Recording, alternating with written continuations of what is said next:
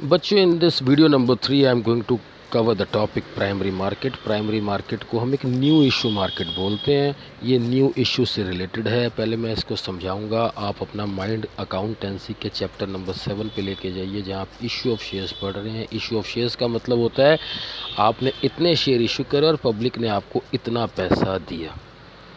बात को समझना, जब पब्लिक आपको पैसा देती है वो तब आपको पैसा देती है जब वो शेयर आपके नाम हो जाता है। देखिए ये प्राइमरी मार्केट क्या होता है। कहता था market is concerned with new issues. Suppose मैंने एक न्यू इशू निकाला और मैंने 200 शेयर मार्केट में इशू करे। मेरे पास आवेदन एप्लीकेशंस 1500 एप्लीकेंट्स की आ गई। तो जायज़ सी बात है, मैं 1300 एप्लीकेंट्स के किसी तरह से पैसे वापस करना चाहता हूँ और 200 एप्लीकेंट्स को वो 200 शेयर देना चाहता हूँ।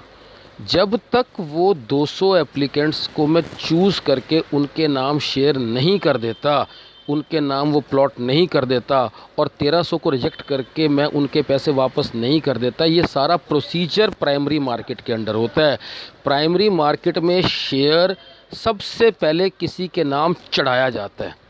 यानी कि प्राइमरी मार्केट एक न्यू इशू मार्केट है। जो ताज़े इश्यूज़ होते हैं, जिसके अगेंस्ट पैसा पहली बार रिसीव होता है, well that is new issue market. इसका पहला फंक्शन है it is related to new issue. और बच्चों ये वेरी वेरी इंपॉर्टेंट है। कहता है it has no particular place. No particular place का सीधा सीधा मतलब है भाई आपने 200 शेयर इशू करे, दुनिया ने आपको मतलब 1500 एप्लीकेंट्स ने आपके पैसे दिए।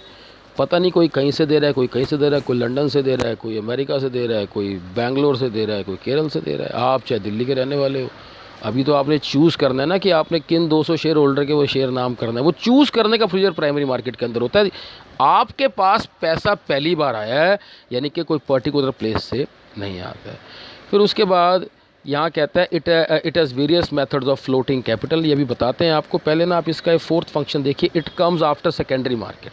बस सीधी सी बात है, अगर काउंटिंग में देखें तो 3 कम्स आफ्टर 2, 3 कम्स बिफोर 4। तो सीधी सी बात है, सेकेंडरी मार्केट क्या होती है बात की बात है, लेकिन प्राइमरी मार्केट की जो भी प्रोसीडिंग्स है वो सेकेंडरी मार्केट से पहले आती हैं।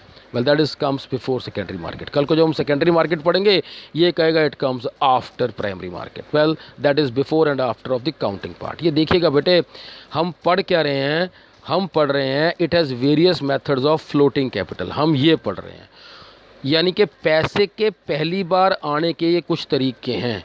पब्लिक इशू तो हो गया, अकाउंटेंसी का चैप्टर नंबर 7 के अकॉर्डिंग हमने शेयर इशू करे और पैसे आए। ऑफ़र फॉर सेल क्या होता है? ऑफर फॉर सेल के अंदर कहता है under this method firstly the new securities are offer to the intermediatory. बात को समझना, इंटरमीडिएटरी क्या होता है। मैं सारे के सारे अपने शेयर किसी एक बिचौले, किसी इंटरमीडिएटरी को दे देता हूँ और उसे कहता हूँ कि तू पब्लिक को जाकर दे दे और मुझे पैसा पहली बार ला दे। यानी कि पैसा तो मेरे पास पहली बार ही आएगा, डायरेक्ट पब्लिक से ना आया, किसी इंटरमीडिएटरी के थ्रू आएगा। Well that is the procedure called offer for sale. Private placement क्या होती है? कहता है it refers to allotment of securities by a companies to institutional investor. ये क्या होता है इंस्टीट्यूशनल इन्वेस्टर? मेरा एक बहुत बड़ा कस्टमर है, मैं 100 समोसे तलता हूँ, 50 वो ले जाता है, बाकी 50 मुझे पब्लिक को बेचने पड़ते हैं। ये ऐसा समझ लो, ये मेरा बड़ा इंस्टीट्यूशनल इन्वेस्टर जो मेरे इस सामान में इन्वेस्ट करता है। तो मैंने अब कस्टमर नहीं ढूंढा, मैंने कहा कि भाई मैं शेयर इशू कर रहा हूँ, मुझे पता है 100 में से 50 शेयर तूने लेने, तो 100 के 100 रख ले। 50 अपने पास रख के 50 पब्लिक को दे के पहली बार मेरे पास पैसा आएगा 100 के 100 शेयर्स का। It is you who are the one who will be just like a mediator. Right issue क्या होता है? देखिए बच्चों, अगर हम अपने एग्जिस्टिंग एम्प्लॉयज़ को, अगर हम अपने एग्जिस्टिंग शेयर होल्डर्स को कोई फैसिलिटी प्रोवाइड करते हैं, सपोज़ हुडा में आपका मकान है सेक्टर नंबर 15 में और हुडा ने सेक्टर नंबर 35 काट दिया, तो हुडा कहता है मेरे जो हुडा के पुराने कस्टमर्स हैं, अगर वो सेक्टर 35 में पहली बार पैसा लगाना चाहते हैं तो मैं उनको फला फला छूट दूंगा।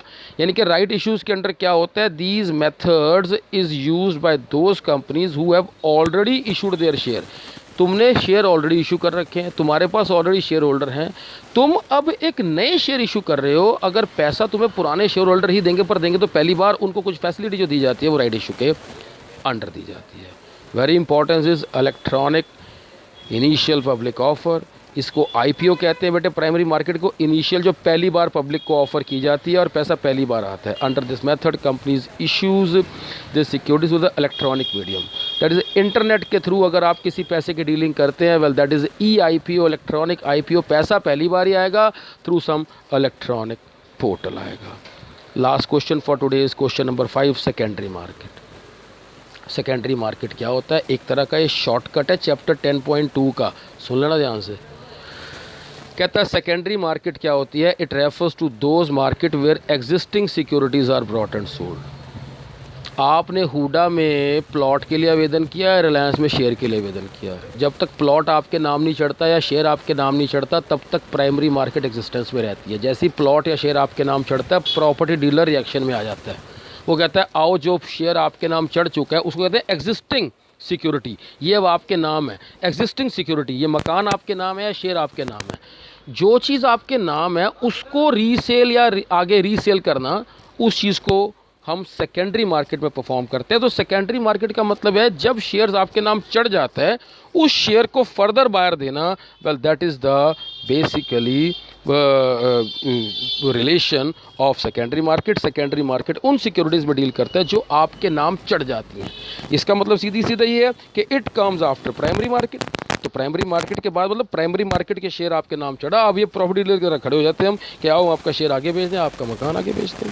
कहता है इट क्रिएट लिक्विडिटी, आपकी सिक्योरिटी को फर्दर बायर दे के कैश में कन्वर्ट करना। Well that is liquidity. It has a particular place, property dealer का पर्टिकुलर ऑफिस होता है।